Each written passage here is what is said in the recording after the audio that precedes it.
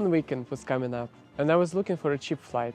Ticket price to Vienna was great, so I decided Vienna it is. But how to spend a weekend without missing anything important? Let's find out.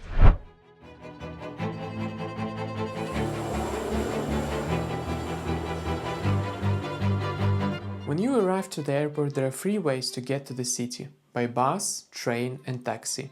The most reliable, cheapest and easiest way is the train.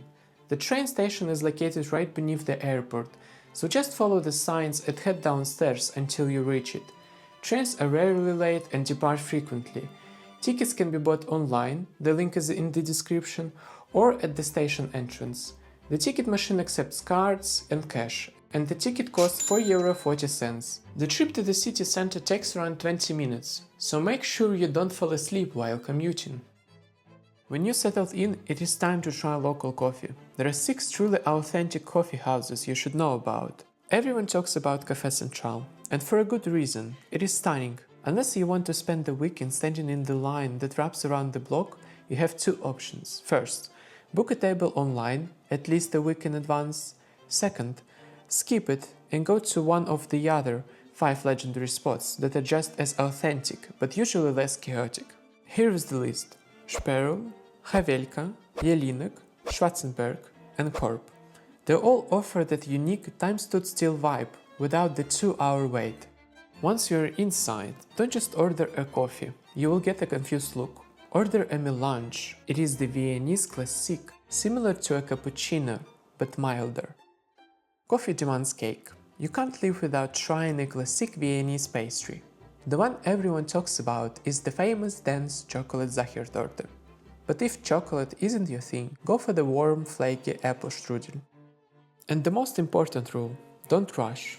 In Vienna, the coffee house is considered your second living room. It is perfectly normal to sit for 2 hours with 1 cup, read the newspaper, and watch the world go by. Most of the major landmarks are right in the city center, so for your first day you can honestly just walk. Vienna is incredibly pedestrian friendly, but your legs will get tired, and some spots like Schönbrunn Palace are further out. Luckily, the public transport here is world class. You have 2 main options to choose from. Option 1, the standard time ticket. If you plan on using public transport often, you should get a time-based pass, like a 24, 48 or 72-hour ticket. This gives you unlimited travel on all trams, buses and subways. Option 2 is the Vienna City Card. If you are planning to visit a lot of museums, this will be useful. It works just like the time-based travel ticket, but it also gives you a discount at over 200 museums and attractions.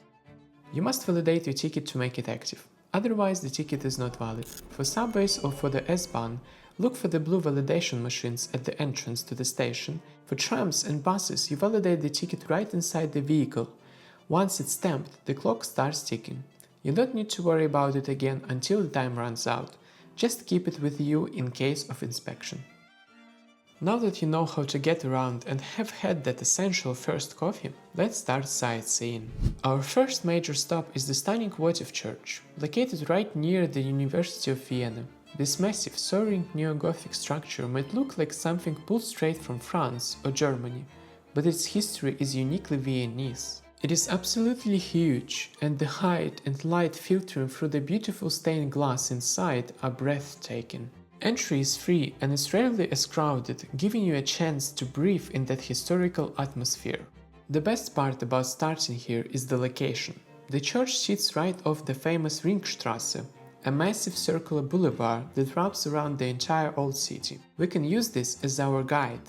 From here we are going to start walking along the Ringstrasse. This street is where you will find some of Vienna's most impressive buildings. As we continue walking along the Ringstrasse from the Votive Church, the next monumental stop is the Vienna City Hall. This is easily one of the most recognizable buildings on the Ring, built in the neo-Gothic style, with an enormous tower that makes it look more like a magnificent cathedral than a city hall. You will notice a huge open square right in front of it, and what you see here will depend entirely on when you visit. If you are here during Christmas, congratulations! This is the site of Vienna's most famous and largest Christmas market. The entire square transforms into a festive village. If you are here during other seasons, the square hosts events like the film festival in the summer or an ice rinks in the winter. If you visited in the fall, like I did, you might see the preparations. The square can be temporarily closed or in the middle of a massive construction build-out for the next event. Just a very short walk down the Ringstrasse from the City Hall is the next architectural gem, the Austrian Parliament. This building is famous for its stunning Greek temple-style architecture. You can't miss the magnificent Palace Athena fountain out front. She is the goddess of wisdom and a mandatory photo stop. And the best part, you can go inside for free. General access to the public areas is very straightforward. You simply walk up to the entrance, show your valid photo ID, like a passport or driver's license, and go for the airport-style security check. You do not need an advance ticket or pre-registration for this general entry. With this free access, you can explore the visitor center, which has great interactive exhibits. However, here is the pro tip. To see the truly breathtaking ceremonial rooms, like the Hall of Columns and the National Council Chamber, you must join one of the free guided tours. This is the only part that requires planning. You must book your free tour slot online in advance due to a limited capacity. It is a fantastic way to see the heart of Austrian politics and history without spending a single euro. Our next stop is one of Vienna's most beautiful squares, Maria-Theresien-Platz. This square is dominated by two monumental identical buildings, known simply as the museum's twins. First, the Museum of Art. This museum holds the massive art collection of the Hofburg dynasty. The highlights you can't miss are the world's largest collection of paintings, including the Tower of Babel and the famous golden salt cellar, the Saliera. For visiting hours, it's open daily from 10 a.m. to 6 p.m. Right across the square is the Natural History Museum, showcasing the natural world. Its star attraction is the original 30,000-year-old Venus of Willendorf, along with an impressive dinosaur hall. For the schedule, note that the museum is closed on Tuesdays. On all other days, it's open from 9 a.m. to 6 p.m. A full visit to either museum takes at least 3 hours, so pick your favorite, art or science, and plan accordingly. After hours of walking through history, you're going to be hungry, so let's talk about food. You can't leave Vienna without trying the local traditional dishes. First, the king of them all, Vienna Schnitzel, thin, crispy, and usually bigger than your plate. Then there is the Tafelspitz, which was the emperor's favorite boiled dish, and the hearty, spicy goulash. Finding a tourist trap is easy, but finding a great spot takes effort. To save you time, I have curated a list of really good restaurants. You can find the link right down in the description. After lunch, we're heading to the seat of the empire, the Hofburg Palace. This was the winter residence of the Habsburgs for over 600 years. Once you are here, you face a choice, depending on what kind of history you want to see. If you want to see how the emperors lived, head to the City Museum and Imperial Apartments. The ticket costs about 20 euro and includes an audio guide. You will walk through the actual living quarters of Emperor Franz Joseph and Empress Elizabeth, known as Sissi. Your other option right next door is the famous Spanish riding school. This is the only place in the world where classic Renaissance riding is still practiced unchanged by the famous white Le Pisanier stallions. Tickets for the evening gala performance are expensive and sell out months in advance. The hack is to buy a ticket for the morning exercise for about 17 euro, where you can watch them train to classical music. Don't try to do both the apartments and the horses, unless you have a lot of time and energy. Pick the one that excites you more. Right across the street from Hofburg, you will find the Albertina Museum. The Albertina is a top-tier museum. Its collections holds the world's most significant graphic art, including drawings by masters such as Michelangelo. Additionally, you can see stunning 20th century paintings by artists like Monet, Picasso, and Cézanne in the permanent Butliner collection. The museum is housed inside beautiful original Habsburg staterooms, which are also part of your visit. A standard adult ticket generally costs around 20 euro. The Albertina is open daily from 10 a.m. to 6 p.m. Right next to the Albertina is our next cultural stop, the Grand Vienna State Opera. This magnificent neo-Renaissance building is one of the world's most important opera houses, famous for its grand architecture and its daily changing shows. You have two ways to experience the opera. First, and the quickest option, is to take the guided tour. For just about €15 you get a 40-minute walk through the gorgeous interiors. It is a great way to see the historic grand staircase and the staterooms without committing to a performance. Second, if you want the full-seated experience, you need to purchase standard seated tickets. You absolutely must book your tickets online through the official website as soon as they are released for sale, which is typically about a month in advance. Whether you choose a quick tour or a reserved seat, it is a must-do experience in Vienna. It's been a lot to see for one day. We've covered the entire historic Ringstrasse, the Imperial Palace, the world-class museums and the opera. So let's move directly to our second day in Vienna. We begin day 2 right where the city began, at the imposing St. Stephen's Cathedral, located in the heart of the Stephansplatz. This towering Gothic masterpiece is the definitive symbol of Vienna. It features an incredible, multicolored tiled roof, displaying the Austrian and Viennese coats of arms. Entry into the main nave of the cathedral is free, allowing you to admire the scale and architecture for as long as you like. For a unique view of the city, you can climb the South Tower. You will need to climb 343 steps via a narrow spiral staircase, but the panoramic view across the entire city is absolutely worth the effort. A ticket costs around €7, but please note, the ticket for the climb is cash only when purchased on site.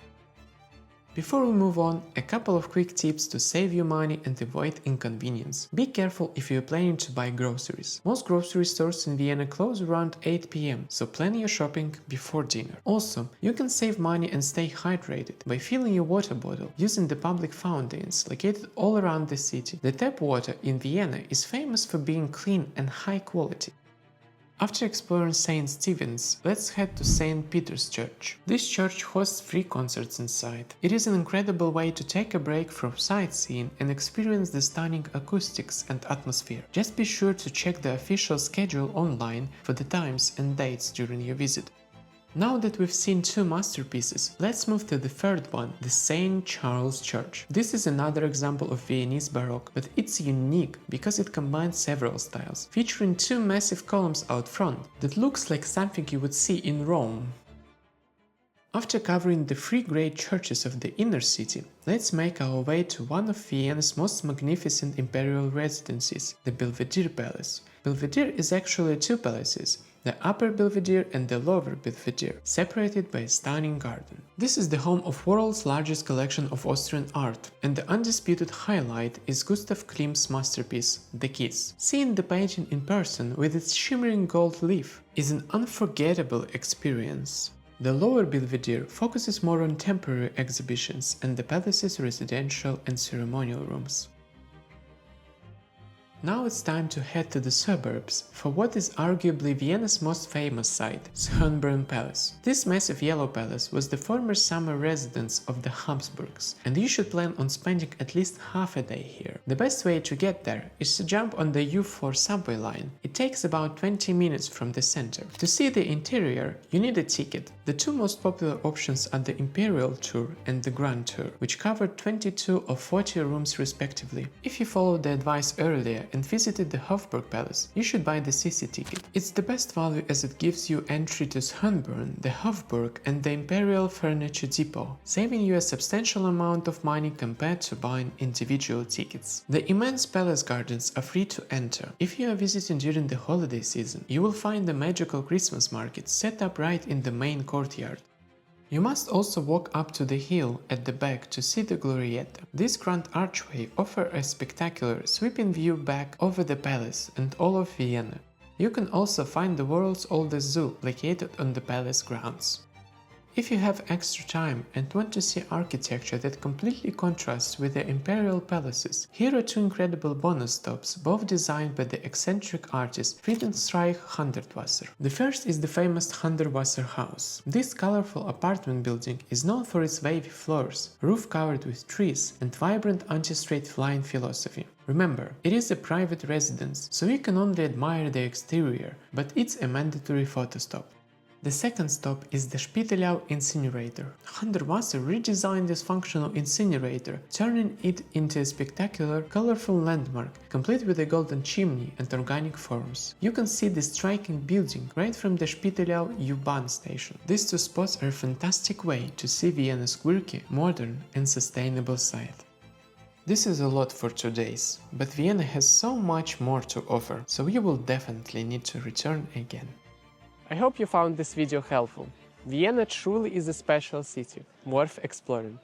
If you enjoyed it, consider subscribing for more travel guides like this. Safe travels, and I'll see you in the next one.